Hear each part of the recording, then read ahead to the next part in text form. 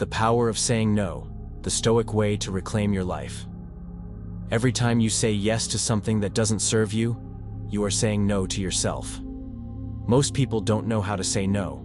They live their lives on other people's terms, drained, distracted, and overwhelmed. The Stoics knew that true power doesn't come from how much you say yes to, but from what you have the discipline to reject. What you allow in your life shapes your future.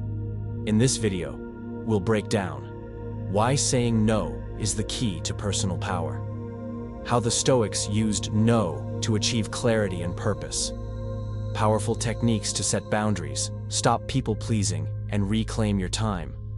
Watch until the end to learn how to master this skill, and drop no more distractions in the comments if you're ready to take control. Chapter 1. The hidden cost of always saying yes. Most people don't realize the true cost of saying yes too often. Mental burnout. You commit to too much and feel exhausted. Loss of control. You spend your life fulfilling others' expectations. Regret. You look back and wonder, where did all my time go? Marcus Aurelius wrote, "Do not waste what remains of your life in speculating about others, unless it is to some mutual benefit." Every yes has a price. If it doesn't serve your growth, your vision, or your values, that price is too high. Chapter 2. Why we struggle to say no. The psychology behind it. If saying no is so powerful, why do most people struggle with it? 1. Fear of disappointing others. We want to be liked. We fear rejection. 2. Guilt and obligation. Society teaches us that saying no is selfish. 3. Lack of boundaries. We never learned how to set limits effectively, but Stoics rejected emotional manipulation. They knew that fear and guilt should never control decisions. The truth? People will respect you more when you set boundaries. If someone only values you when you say yes, they never respected you in the first place. Next, let's dive into the Stoic philosophy behind saying no. Chapter 3. Stoicism and the power of saying no. 1. Apatheia, the Stoic superpower. Stoicism isn't about emotionless indifference, it's about apatheia. Freedom from unnecessary emotional reactions, the Stoic secret, saying no without guilt, fear, or hesitation. Seneca wrote, "If you don't know what port you are sailing to, no wind is favorable." Every time you say yes to something pointless, you drift further from your true path. 2. The controllables versus the uncontrollables. Epictetus taught, "Some things are within our control and some are not." What you can control, your time, focus, and boundaries. What you can't control, how others feel about your no. You can't control their reaction, but you can control your choices. Chapter 4. Practical Stoic strategies for setting boundaries. 1. Identify what's draining your time and energy. Before you can say no, you need to know where your energy is going. Step 1. Make a list of everything you say yes to in a week. Step 2. Ask yourself, does this serve my goals, values, and priorities? Step 3. If it doesn't, it's time to cut it out. Marcus Aurelius wrote, "At every moment, keep a close watch on what your mind is doing. Your life is built by what you repeatedly say yes to." 2. Master the art of saying no gracefully. Saying no doesn't mean being rude, but it does mean being firm. Use these Stoic-inspired phrases to set boundaries effortlessly. "I appreciate the offer, but I can't commit to that right now. I'd love to, but my schedule is full. That's not a priority for me at the moment." Notice something? No apologies. No over-explaining. Just calm, confident boundaries. You don't need to justify your no. You only need to own it. 3. The power of the hard no. Without guilt. Most people struggle with guilt after saying no. They worry about how others will react. They fear rejection. But Stoics knew the truth. Saying no is not selfish. It's self-respect.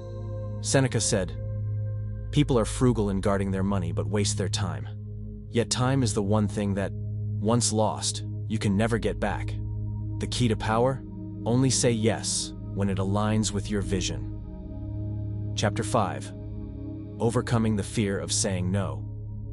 Even when you master these techniques, you might still feel a moment of hesitation before saying no. That's normal.